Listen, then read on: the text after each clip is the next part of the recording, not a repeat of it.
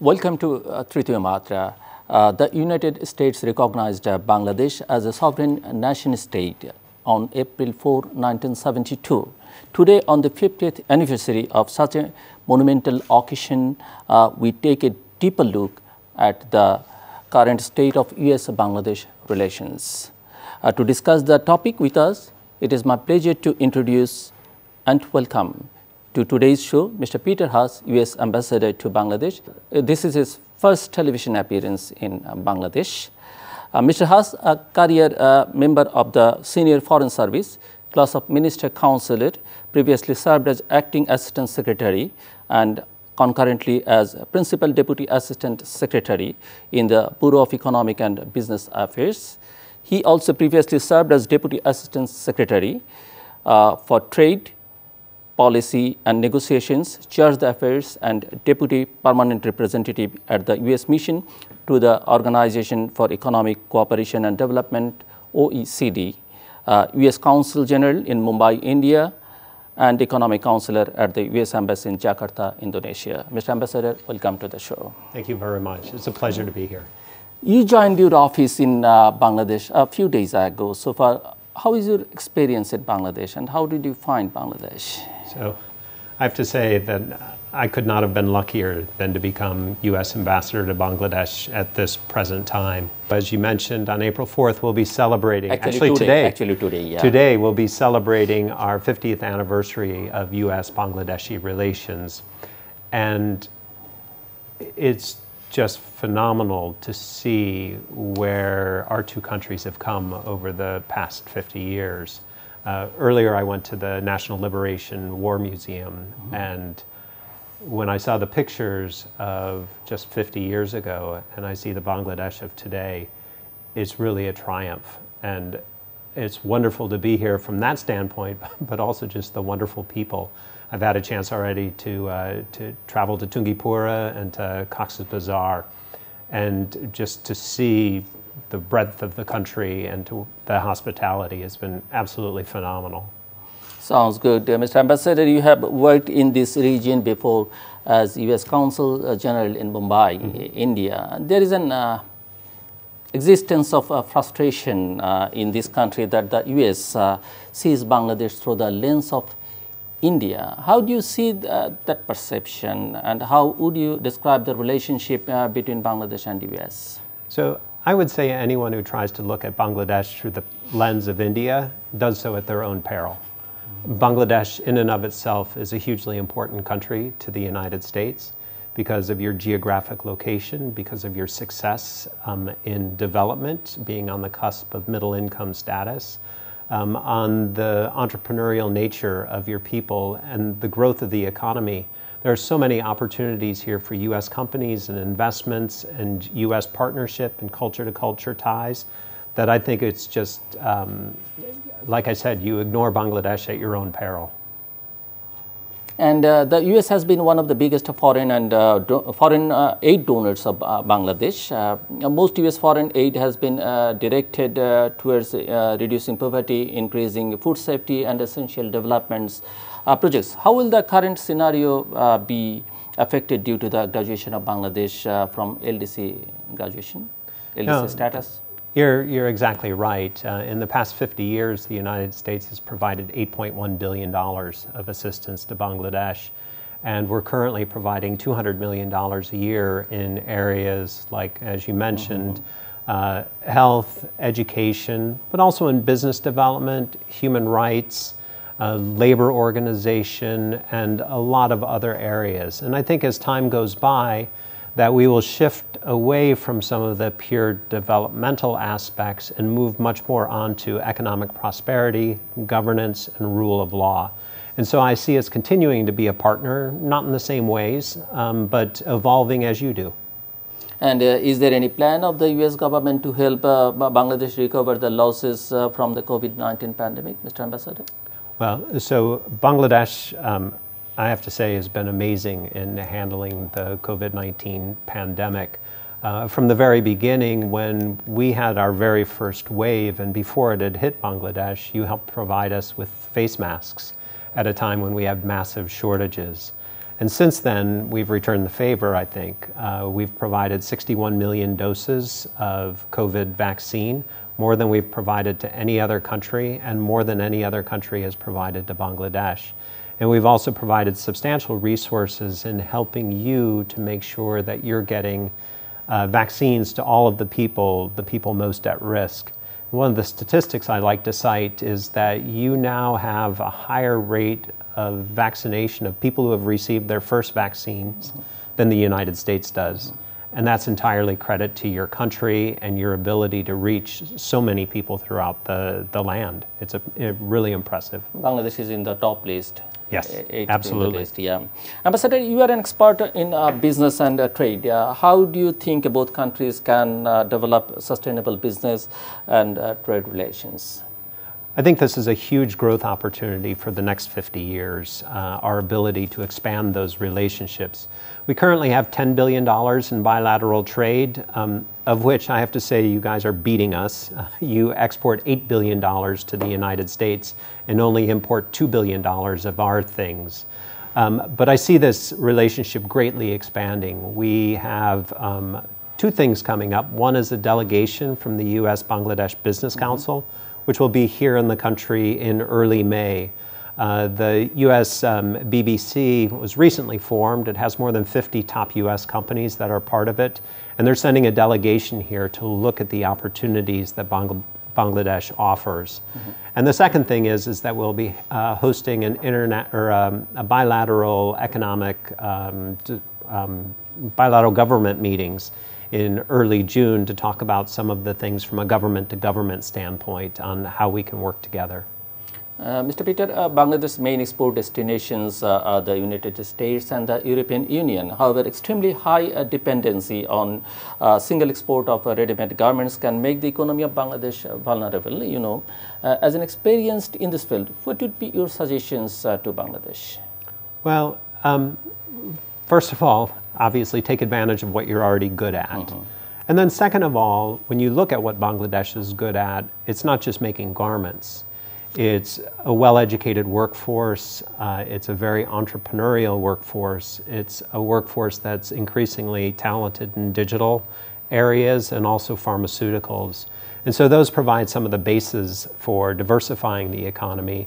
And then on top of that, if you layer in economic reforms, greater transparency, rule of law, continuing to fight corruption, you create kind of the ecosystem for the economy to change. The United States was once the world's largest textile exporter, and we're no more. It's just a matter of looking at your strengths and moving on. And Mr. Peter, you know that the US is the #1 destination for students to pursue higher studies. But one of the issues that arise for Bangladeshi students is the scarcity of funds, especially for those who want to pursue non-STEM courses. Do you think the US can develop more opportunities for Bangladeshi students to study in the United States? First of all, I'd like to say we love Bangladeshi students in the United States. And in fact, my son's doing a PhD and has a Bangladeshi student in his cohort. And so we absolutely love Bangladeshis to come to the United States. And in fact, you're the 14th largest sender of students and the fastest growing country in terms of students. In terms of paying for it, it's expensive, I grant you that. What we have through the U.S. Embassy is Education USA, and we have these in 4 locations around Bangladesh, 2 here in Dhaka, 1 at the Embassy, 1 at Edward Kennedy Center, and then we have 2 others, 1 in Chittagong and 1 in Khulna.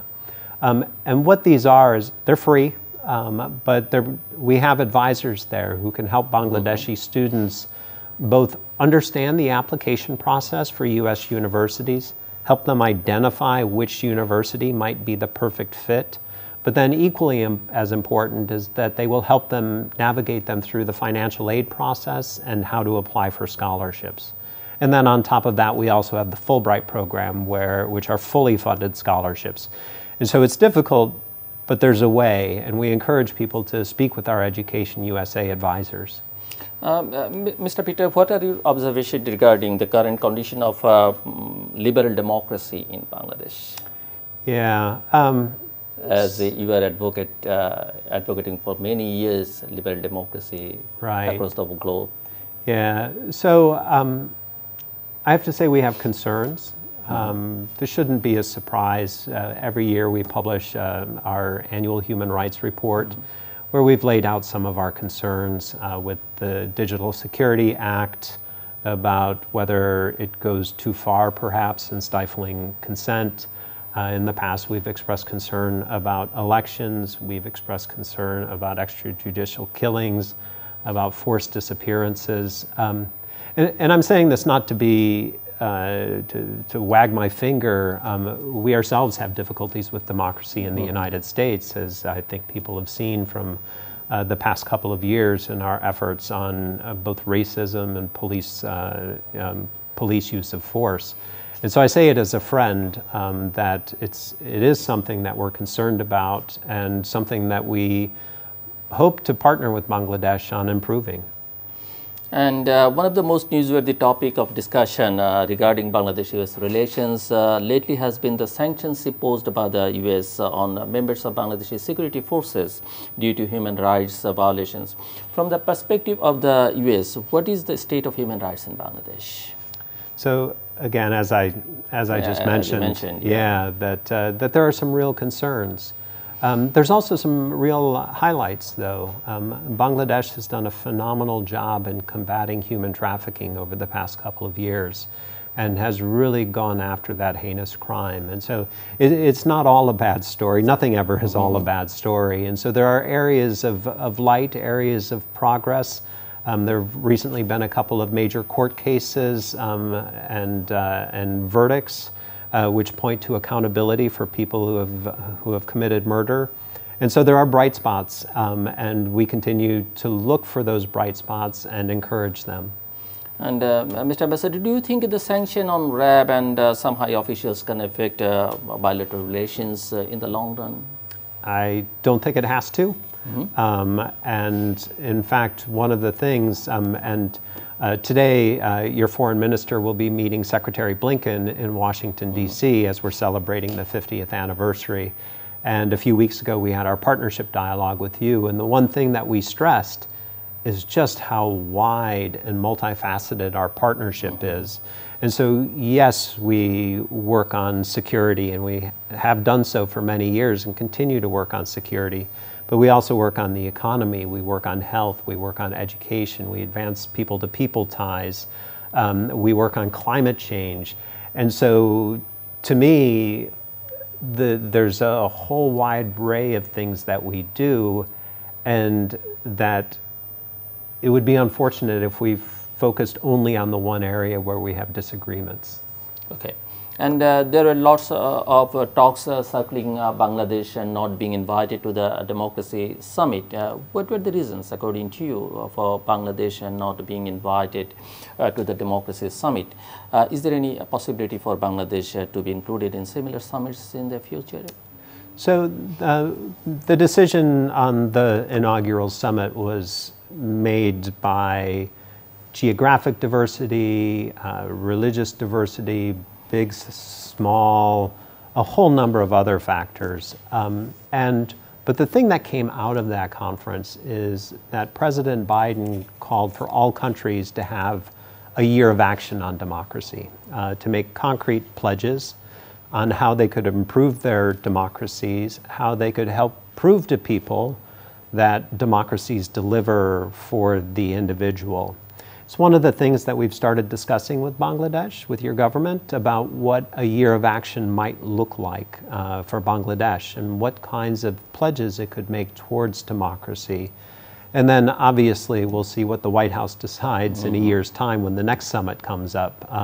But the goal is really that all of us take concrete measures to improve democracy and to advance, including the United States. We're developing our own pledge for this year as well. And Mr. Peter Haas, the national elections of Bangladesh will take place next year.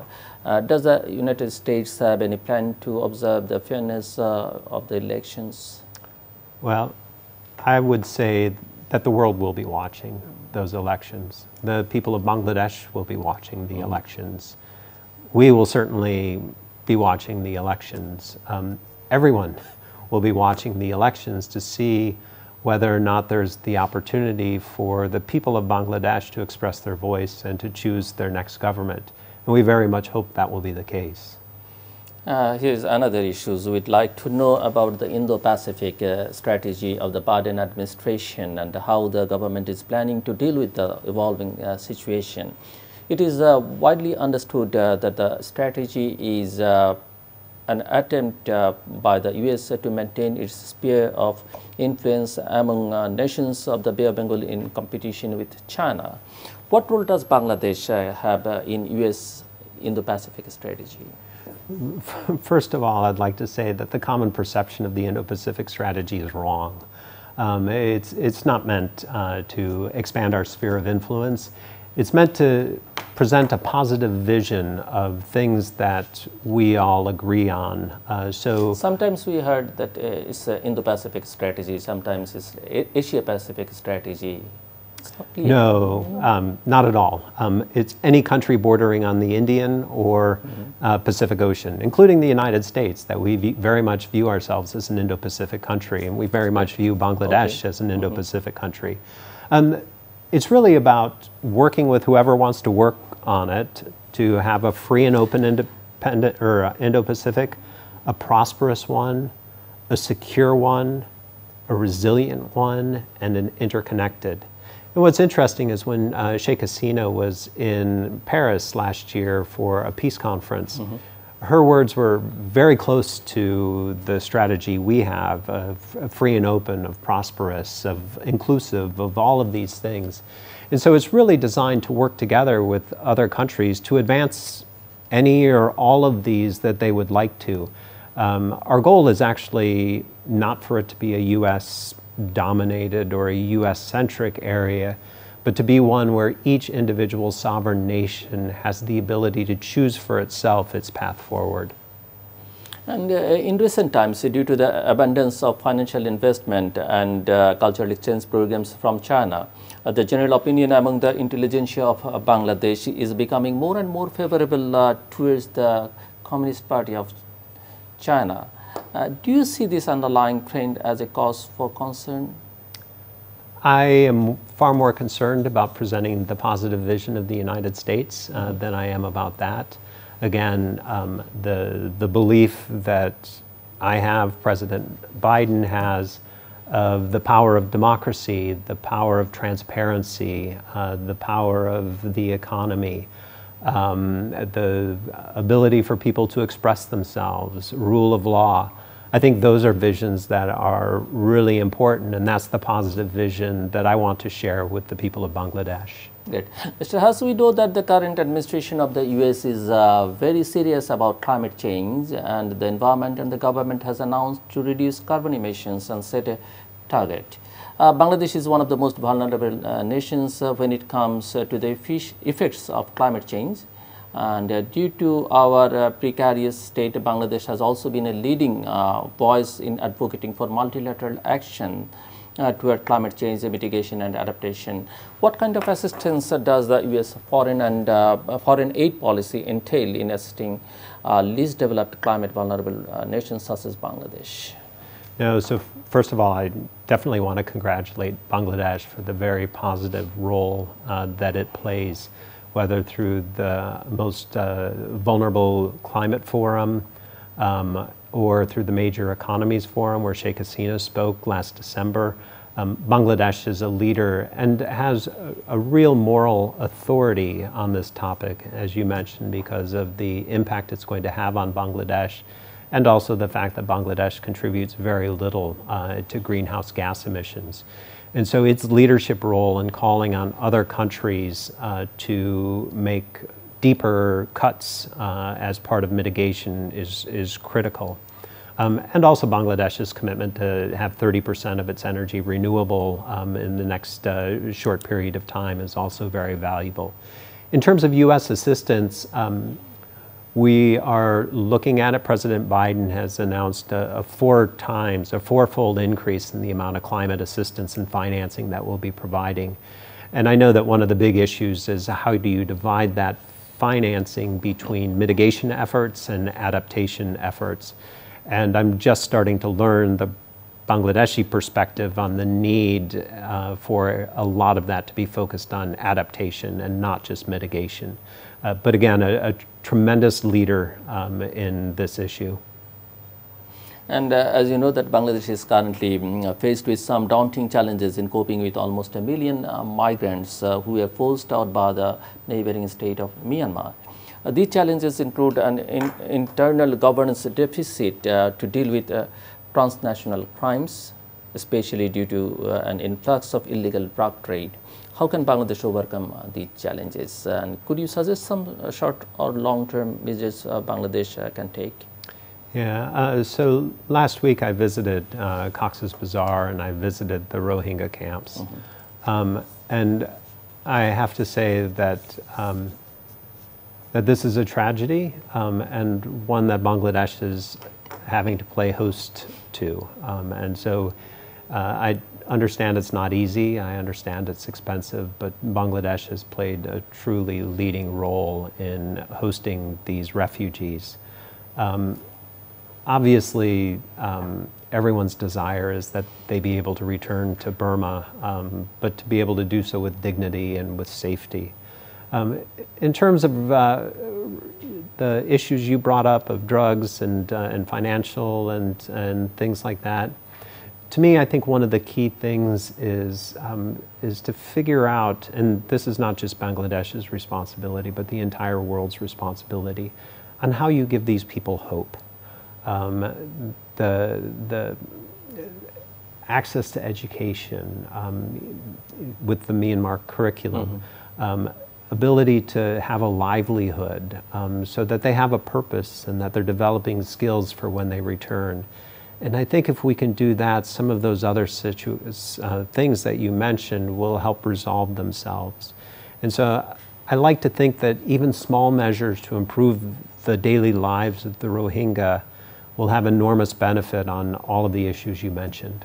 Mr. Peter, the US recently recognized the ongoing ethnic cleansing in Myanmar as an act of genocide. What effect will this have on the role of the US in providing relief for the billions of Rohingya refugees currently sheltering in Bangladesh? Will the US increase the pressure on the Myanmar government to repatriate them, or is there a possible plan to accept refugees like that being done for the refugees from Ukraine?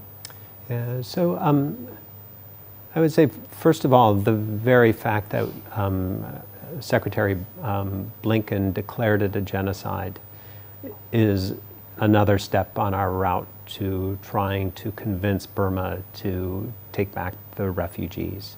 It's an important determination. It's one with a lot of moral authority. It's not one that's taken lightly in the United States. It's only the 8th time that we've declared something a genocide. And so it's hugely meaningful.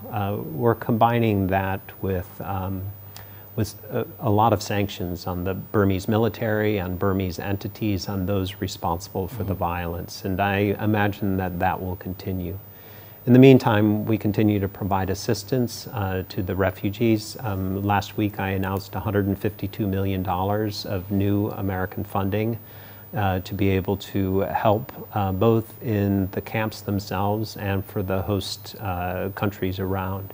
So this is something that we will, or the host communities, I'm sorry. So this is something we will continue to be pushing on. We will continue to be providing pressure on Burma to create the conditions where that they can return. And we'll be continuing to look at other possible solutions to help alleviate the burden and give these people dignity. Great. The Russian invasion of Ukraine has caused many issues in many aspects. We have seen the governments of the US and other NATO allies put sanctions on Russia and its very ally Belarus. Though the Russian economy is bleeding from the sanction, there is no sign of Russia backing up from Ukraine. How does the US plan to deal with this challenging situation? Yeah, so first of all, I'd like to thank and to recognize Bangladesh for its most recent vote at the UN General Assembly. And as Sheikh Hasina said, it's based on some principles we all share. sovereignty, national sovereignty, non-interference, peace, not attacking civilians. And so I really welcome Bangladesh's decision to support that last resolution and to support some of those fundamental principles of the United Nations and just common decency. The second, this was a war of choice by Russia. It's absolutely atrocious. We spent months trying to get Russia and Ukraine to negotiate this issue. Russia refused. Instead, they decided to invade Ukraine. They decided to attack civilians. They decided not to allow humanitarian access. And so I can't predict how it will end, but I don't think Russia will emerge from it as a stronger Russia. And I think it's something that the international community will continue to condemn. Mr. Ambassador, we have recently seen rising support from India for Putin's aggression. India is also reportedly in talks to buy Russian oil at a discount and is seeking to find ways to maintain trade relations despite the West sanctions against Moscow. Does the Indian stance on this issue bother the US? I go back to the point that we ask all countries to respect a few basic principles. Integrity, territorial integrity, the avoidance of force, the non-targeting of civilians, the non-destruction. And so we're focusing more on encouraging countries to support an end to the war and to call for a ceasefire so that we can move on to the next phase. And what do you think the next 15 years of US-Bangladesh relations will look like? What kind of plan does the US mission in Bangladesh have to bolster cultural exchange and strengthen cultural ties with Bangladesh? Yeah, no, so I think the next 15 years look great, and I hope I spend my next couple of years getting it off to a good start. As I mentioned earlier, I can see these next 15 years being one characterized by ever greater people-to-people exchanges, both from businesses and Bangladeshi businesses exporting to the US companies investing here, sharing technology, but also, as you said, of students going back and forth.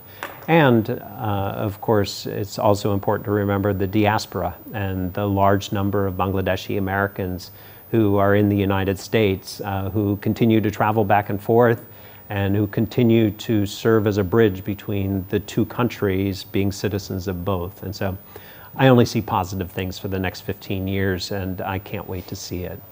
And Mr. Ambassador, you know that the holy month of Ramadan started. Do you want to say something to the Muslim population of Bangladesh? Yeah, so this is the third Muslim majority country that I have lived and served in, and then on top of that I lived and served in Mumbai, where there's a very large Muslim population. And I've always been impressed during the holy month of Ramadan by seeing people's devotion, not only to the religion, but to each other, to their families, to that chance to reflect. And so I would only like to say Ramadan Mubarak to everyone. Great.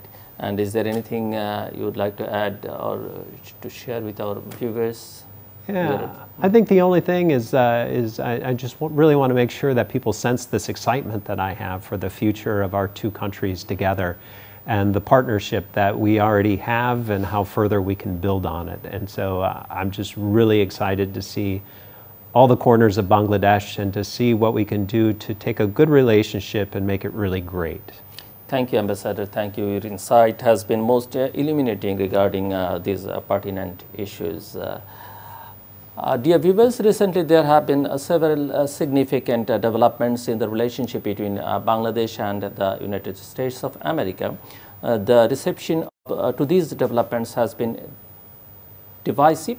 The sanctions imposed on members of Bangladesh security forces, the recent acknowledgement of the genocide committed by Myanmar, and the exclusion of Bangladesh from the Democracy Summit have all had rippling effects on the perspectives the Bangladeshi people have of the USA. The war in Ukraine has now brought regional military security into the limelight, and perhaps we may see further military cooperation between Bangladesh and the USA as a result. But the lingering effect of the Rohingya refugee crisis in Bangladesh is a matter that the Bangladeshi people feel is being sidelined by the nations who have the most power to do something about it.